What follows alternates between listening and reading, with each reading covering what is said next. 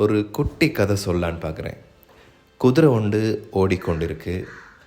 மனிதர்கள் ஓடுறபோது எப்படி வாழ்க்கையில் மேடு பள்ளம் குழிகள்லாம் இருக்குமோ அதே மாதிரி இது ஓடிக்கொண்டு இருக்கிற போது அங்கே ஒரு குழியில் யாரோ வெட்டி வைத்த குழியில் விழுந்துருச்சு.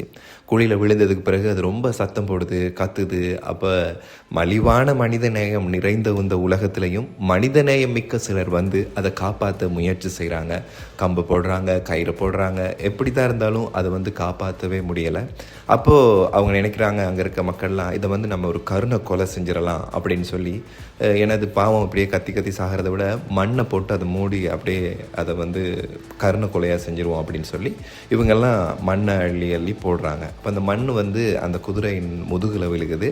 முதுகில் விழுந்த அந்த மண், சவாலாக விழுந்த அந்த மண்ணை தனக்கு சாதகமாக மாற்றிக்கொண்ட அந்த குதிரை முதுகில் விழுகிற அந்த மண்ணை அப்படியே தட்டி விட்டு அது கீழே விழுக மேலே ஏறி வருது. முதுகில் மண் விழுகுது, அந்த மண்ணை தட்டி விடுது, அது பிறகு அது கீழே விழுகுது, அது பிறகு இது மேலே ஏறி வந்து நிலத்துக்கே வந்து அதனுடைய வாழ்க்கை பாதையில் அதனுடைய பயணத்தை அப்படியே தொடர்ந்து கொண்டிருக்கு. இந்த குட்டி கதை ஒரு நல்ல உதாரணம். வாழ்க்கையில் வரக்கூடிய சவால்களை நம்ம ஒரு சந்தர்ப்பமாக பயன்படுத்திட்டு எங்களுடைய பயணத்தை தொடர்ந்தால் மட்டுமே வெற்றி பெற முடியும். சவால்கள் இல்லாத வாழ்க்கையே இல்லை. அடி வாங்கி தான் வைரமும் மின்னுது. ப்ரெஷர் இல்லாமல் ஒரு வைரம் மின்ன போகிறது கிடையாது. அப்போது சவால்கள், சேலஞ்சஸ் இல்லாமல் எங்களுடைய வாழ்க்கையும் மின்ன போக கிடையாது.